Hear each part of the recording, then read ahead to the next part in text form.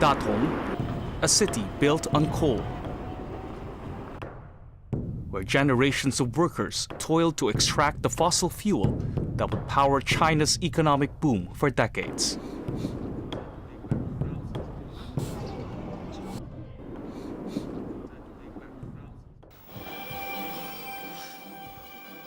A family of mine workers, like Nenny and Datong, the ones owe their living to the city's coal industry.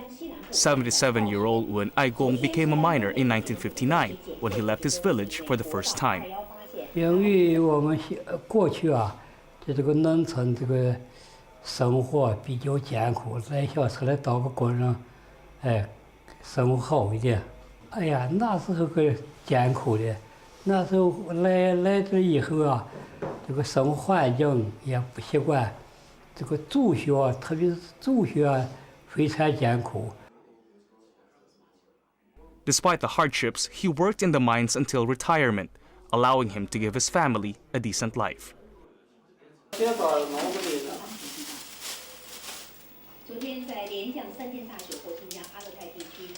His son Ziping followed in his footsteps, like other sons of mine workers. The 45-year-old has been a coal miner for 20 years now and has witnessed the changes that swept the industry through the years. 我父亲就热爱这个煤矿和这种行业，这西南的我们也就有热爱这个煤矿这方面的工作吧。小时候父亲很辛苦的，回家这个洗澡了什么的各方面不好，各方面的挺不方便的。我们现在这个条件啦，这个。 改善的各方面的挺好的，住宅了、吃饭了、这个单位吃饭了什么的挺好的。But there was one change in recent years that Ziping wasn't prepared for. Plagued by air pollution and burdened by an excess in supply, China began to lose its appetite for coal. All over town, coal mines have been shutting down. The 70-year-old Tongjialiang mine closed down in 2016. One of 25 collieries in the whole of Shanxi province to cease operations that year.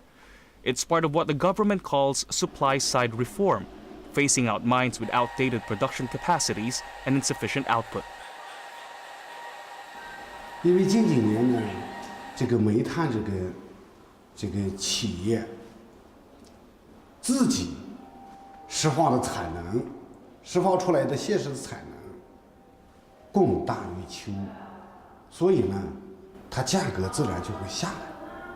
在供大于求这种情况下呢，如果我们不对煤炭的产能进行调控的话，它就不具有经济性。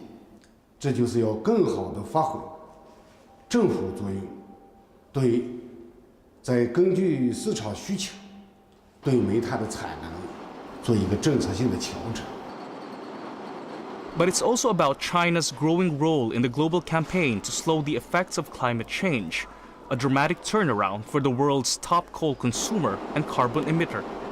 China's coal consumption began declining in 2014. Now the goal is to cap total capacity at 4.1 billion tons by 2020 and reduce coal's share in the country's energy structure to below 58%. Coal-fired power plants are closing as well.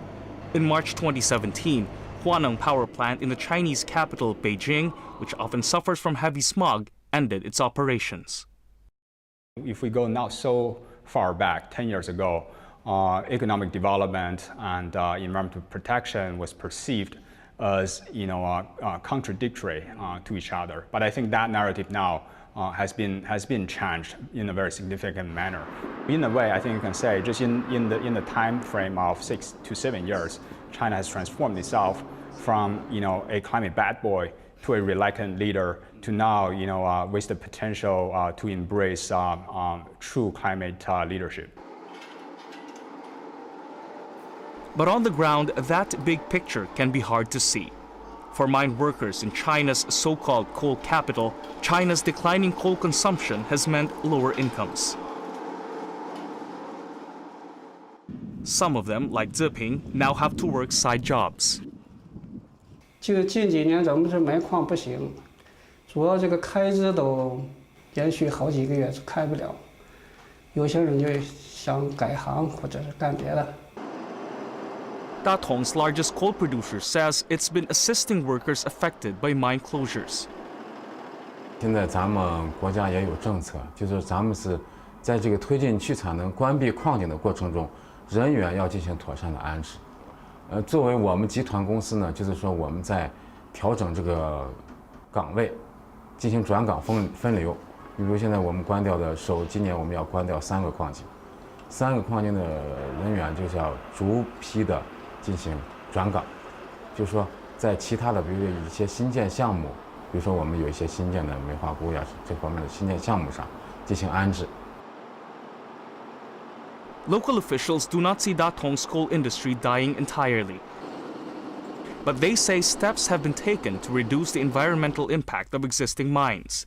This underground facility, for instance, uses advanced technology to lessen pollution.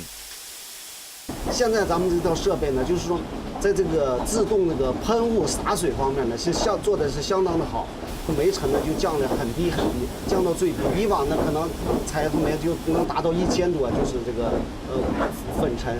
现在我们可能就降到100-200。整个这个煤从地层深处运出来之后，全部是在封闭的环境当中，所以说它不存在这个污染的这个问题。已经从源头上得到了有效的这个治理，所以说才能保障。一说大同是煤都，但是来了大同以后，其实大同的空气质量特别好。Still, as Datong contemplates a future with less coal, it started shifting to other economic drivers. There's food production and tourism. Among the tourist draws, the ancient Yingang grottos, the restored city walls, and the coal museum. For about 60 years, this was a coal processing factory. But in 2010, as coal consumption here in Datong and other parts of China was already gradually declining, this factory was closed down. Today, it's a museum giving visitors a glimpse of how the coal industry works and its history. It's a tribute to the role coal played in building the city's fortunes, reminding people of the industry's glorious past as it enters a bleak future. As China's leadership envisions it, it's a future where cleaner sources like solar will satisfy more of the country's energy needs. China is now the world's largest investor in renewable energy. In Anhui, another coal-rich province, a vast solar farm floating on a sunken coal mine has come to symbolize this massive shift. Floating solar farms aren't new, and they've been set up in other countries in the past. But what makes this one remarkable is its sheer scale and capacity. Covering an area the size of 160 football fields, this solar farm has a capacity of 40 megawatts, enough to power some 15,000 homes for an entire year. Its workers include former coal miners driven out of the downsizing industry. Li Jingyang spent 30 years digging coal underground. Today, he's in charge of preparing steel frames for solar panels. 在井下的时候，这个空气不好，实际上下到地底下有负压，甚至走到下面6-700米深的时候，实际上就和背30多斤重的东西一样，走路沉重。现在这个地面空气好，能见到阳光，所以走路轻松，干活又比地下环境要好。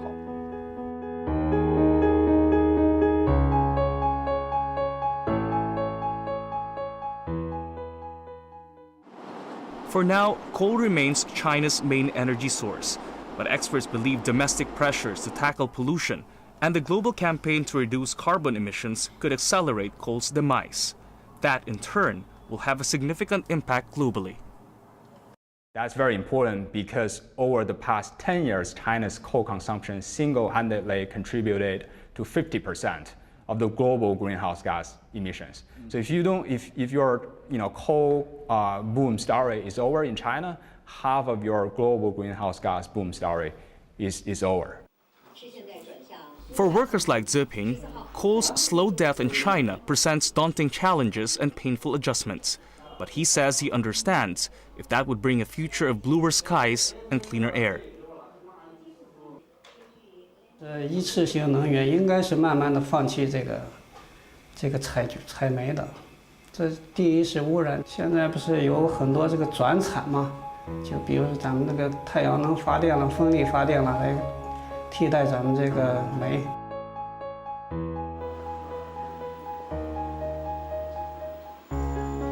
Datong says he wants to continue working in the mines for as long as he's needed. But as the industry declines before his very eyes, he knows he'll be the last in his family.